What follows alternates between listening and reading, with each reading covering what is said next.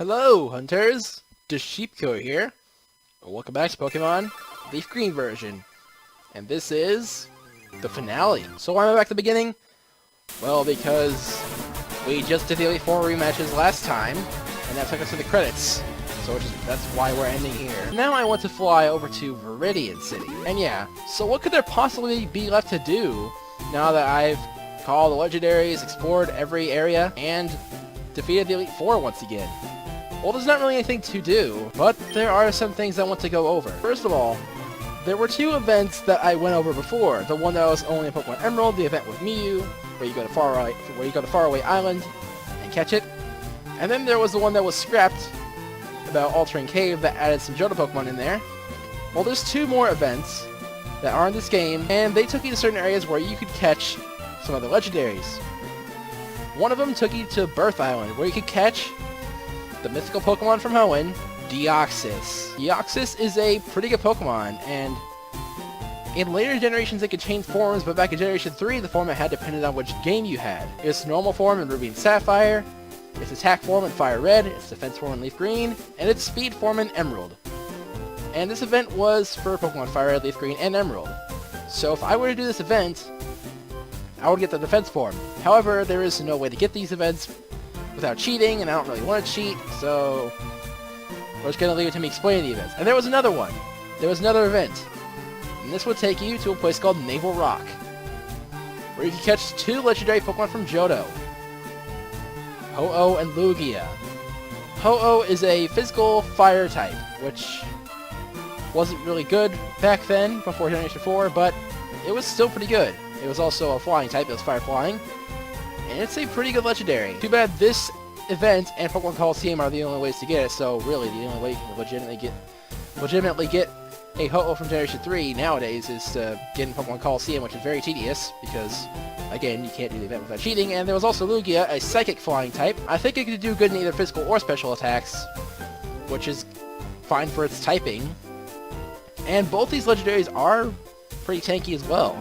They're both very good Pokemon, and although you can't really use them in competitive, they're still very good and worth having.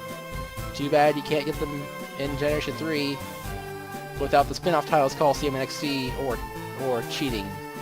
So really the only legitimate way to get Lugia is from Pokemon Coliseum XD.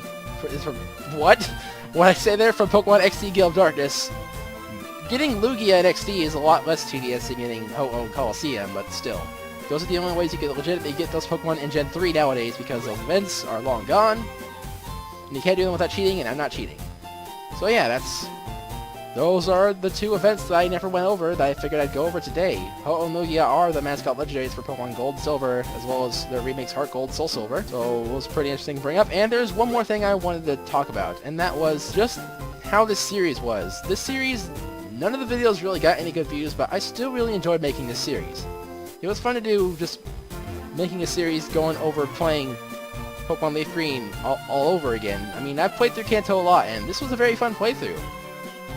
And it challenged me at some points, and it was very fun to do, just going over absolutely everything in the game. Yeah, it was just overall a fun time, and I'm glad I got to explore everything. I learned some new things about this game by doing this series, so that's pretty awesome.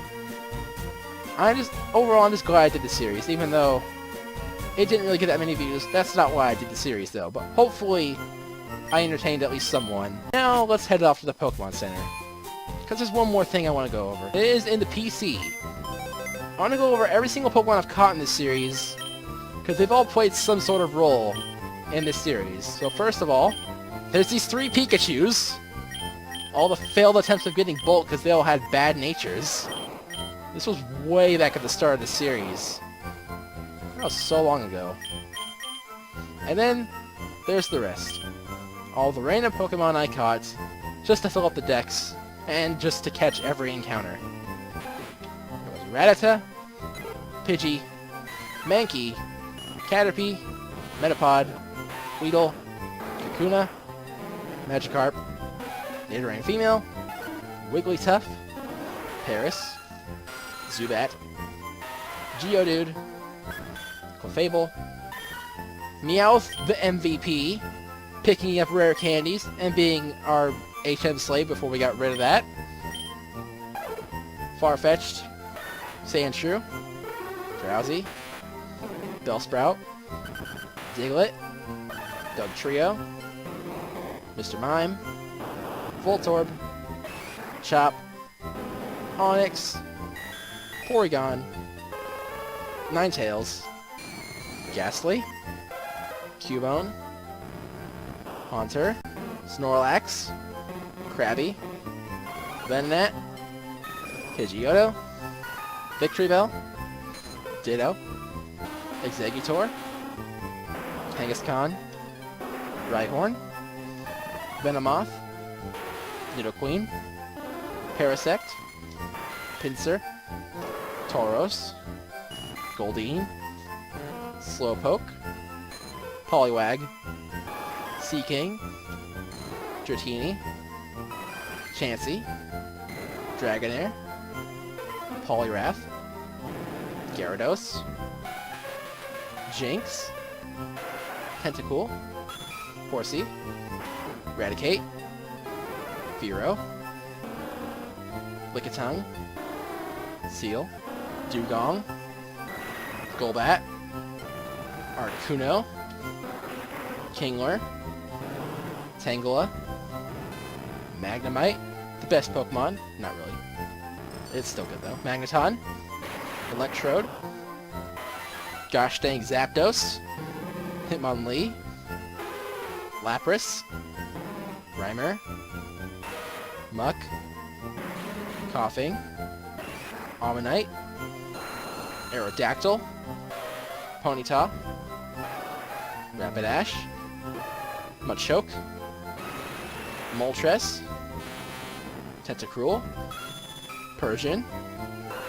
Magmar, Hypno, Sandslash, Primeape, Marowak, Slugma, Magcargo, Dunsparce, Marill, Swinub, Sneasel, Togepi, Remoraid, Misdreavus, Hoppip, Sentret, Ledybah, Heracross, Spinarak, Natu, Phanpy, Unknown, Entei, Kadabra, Mewtwo, Yanma, Wobbuffet, Larvitar, and Mantine. I caught all these Pokemon throughout the series, and it was quite a journey catching all these Pokemon. And of course,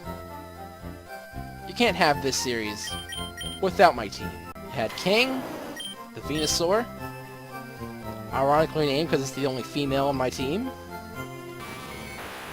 Bolt, the Raichu, Curtis, the Nidoking, Doug the Flareon, Patrick the Starmie, and Toby the Dodrio. All these Pokemon did great in the series. And I gotta say, it was a great team. And this has been a great series. And I thank all of you for watching this series. And now that the series is done, it's time to move on to bigger and better things. Yeah, we're not ending this episode quite yet because there's a few more things I forgot. If you use the item finder where Mr. Fuji stood back at the Pokemon Tower, you can get a Soothe Bell by digging it up with the item finder. So, yeah, that's a thing. There's one more thing to dig up as well, so I'll meet you guys there. I completely forgot this item over here that you get from using Surf. Oh my gosh, and that's TM48 Skill Swap. If you use that, you swap abilities with the target Pokemon. The next hidden item is right here. Oh no, it's right here. Yeah, I believe there's only 3 instances of this in the game where you have to stand on top of where the item is in order to actually get it from the item finder. And there it is, the Leftovers. That's a really good item. If you give it to your Pokemon, it'll store a bit of HP every turn, so that's pretty nice. Now, before I end off this little bonus video that we have here, there's a few more things that I want to cover. Actually, quite a bit more things. I realize I actually technically already ended this recording. This is edited in, but I realize that there's quite a bit of things that I left out that I want to talk about here in this final episode. So we're going to go over those now. And the first thing is back here in the Viridian Gym, and I went the wrong way. It's over here where Giovanni stood. there's a hidden item here. And you dig it up with the item finder, same as we did a few other items throughout our journey. And it is the Macho Brace. If I'm not mistaken, that increases stat growth, but lowers your speed in battle. I could be wrong, but that's what I think it is. Anyway, yeah, there's some other things I want to talk about, so let's go talk about those things now, shall we? There's one thing about the Pokemon League that I forgot to mention. After you beat it for the first time, it's closed down until you clear the post-game quest. So, if you want to rematch the Pokemon League, you have to clear the post-game quest. There's also one thing that I'm not surprised I didn't mention because it's such a subtle detail that I actually didn't even learn about until recently. And it's whenever you use an item on a Pokemon, how closely they move to you before you use it in that little scene that plays. They actually move closer the more friendly your Pokemon is to you. And my Pokemon aren't hurt right now, so we can't really check that, but there is another way to check that, and it's by talking to your rival sister, Daisy. Hi, Detective, good timing. I'm about to have some tea. Would you like to join me? Oh, but look, your Pokemon are a little dirty. Would you like me to groom one? Oh yeah, and she can also groom one of your Pokemon to make it even happier, and I guess we'll groom our starter, why not? Okay, I'll get it looking nice in no time. King looks dreamily content. There you go, all done. See, doesn't it look nice? Giggle, such a cute Pokemon. Your Pokemon grow to love you if you raise them with love. For example, Cheekior, may I see your first Pokemon? It couldn't possibly love you any more than it does now. Your Pokemon is happy beyond words. That's what it says whenever your Pokemon is at max happiness. So yeah, she's like your happiness checker for your Pokemon. Oh yeah, and these Sea Incense and Lax Incense items actually do more than what the description says. We'll be getting into that later. Yeah, let's just use an elixir. And King moves pretty close. As you saw there, King moved pretty close whenever you use that item on her. If your Pokemon's happiness isn't really high, if it's like low or neutral, they won't move at all. You'll just use the item.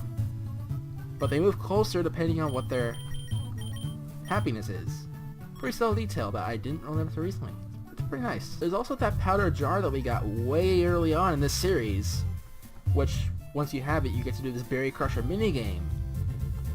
And I never really talked about that, but basically what it is, it's a minigame that plays similarly to the Berry Blender minigame back in Ruby, Sapphire, and Emerald, and instead of making Pokeblocks, they make berry powder here in Fire and Leaf Green, and yeah, you can just play that with 2 to 5 players.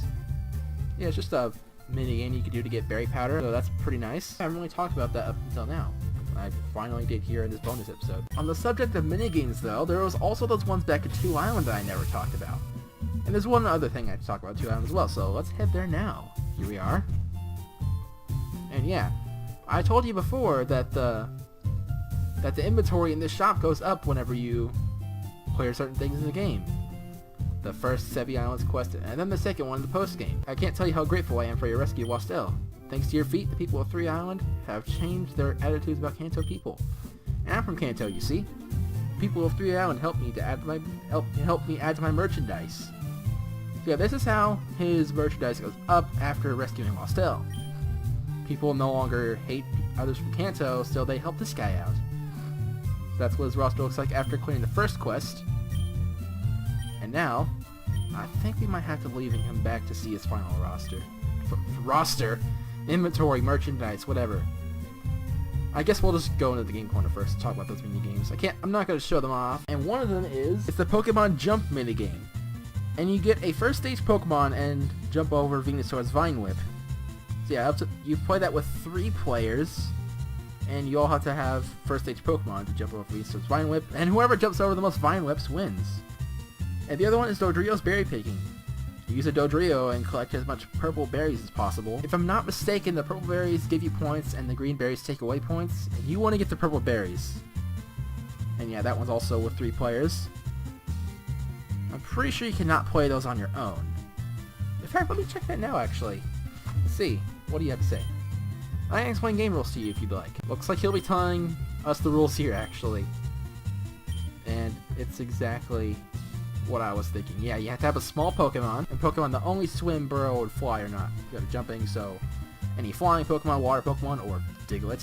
Yeah, those kind of Pokemon can't participate. It has to be a small Pokemon that can walk around the ground. And now for the Dodrio Berry Picking, you have to have a Dodrio.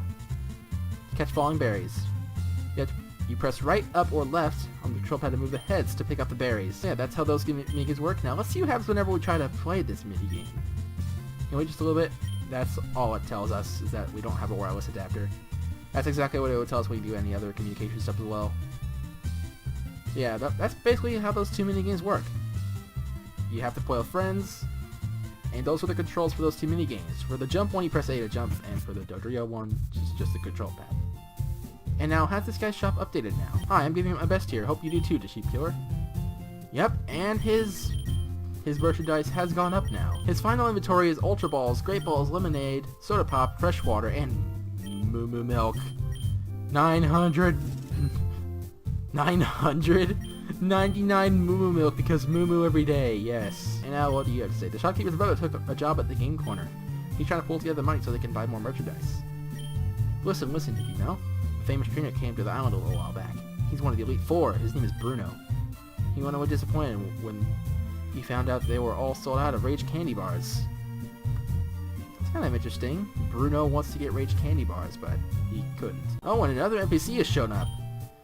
The discerning trainer knows to buy rare items here. Oh, and he has different dialogue now. I started bringing in items from distant lands. I got some rare items in too. Please have a look. Whoa, he has even more stuff. I didn't know about this. I guess this is what his inventory is after clearing the post-game quest. He sells repeat balls and timer balls. Repeat balls, their catch rate goes up whenever you've already caught Pokemon before, and timer balls, their catch rate goes up whenever you've been in battle for a long time. And he also sells lava cookies. It's basically a full heal, nothing special. But it's pretty nice we could buy all those things. And this is probably where Bruno went to try to get Rage candy bars but couldn't. That's what the final shop looks like. More people gather there, and he sells a lot more stuff from distant lands. So, like the lava cookie, that's from Hoenn. So yeah, that's everything that 2 Island has to offer, so let's go to another island now. Our last stop for today is over at 4 Island. Let's go check it out. Here we are, and there's just a few things that I need to cover that I didn't cover when I was here the first time. And one of the things is about the breeding. There's one thing about breeding I forgot to mention, and that's incense breeding. I said earlier in the episode that these 2 incense here, the Sea Incense and Lice Incense, have more use than what their item descriptions say. And yeah, if you were to give a Meryl or a Azumarill a Sea Incense to put in daycare, the egg would hatch into an Azumarill instead of Meryl.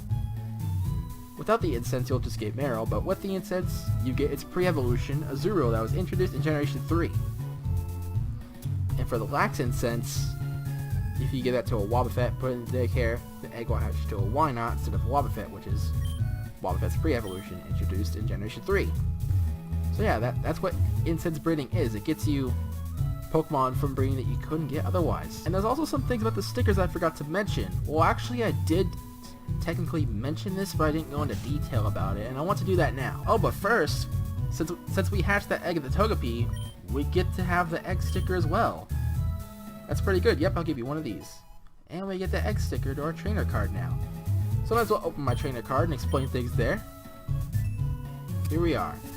Yep, now we have an egg sticker. There's actually different levels of the stickers. So for the Hall of Fame sticker that I have there, we have a level 1 sticker. To get to level 2, we would need to have cleared the Pokemon League a total of 40 times. And to get to level 3, clear it a total of 100 times. And to get to level 4, clear Pokemon League a total of 200 times. I wasn't kidding when I said this was tedious. If you want to 100% this game, you gotta do a lot. And as for the egg one there, to get to level 2, you have to hatch 100 eggs. To get to level 3, 200 eggs. To level 4, 300 eggs. That's a lot of eggs and battles that you have to go through. And then for the Link Battle one, to get the level 1 sticker, you just have to win a multi-battle one time, a Link multi-battle. Which I won't be getting that one because I'm not doing communication features, I'm just explaining them. And to get the level 2 one, you have to win 20 of those Link multi-battles. And for level 3, win 50. And then for level 4, win 100. Yeah, that's a lot of stuff you have to do. And there's one more thing about the trainer card we have to go over, and it's the stars. As you can see, I have 1 trainer card star. That was received from becoming the champion of the Pokemon League.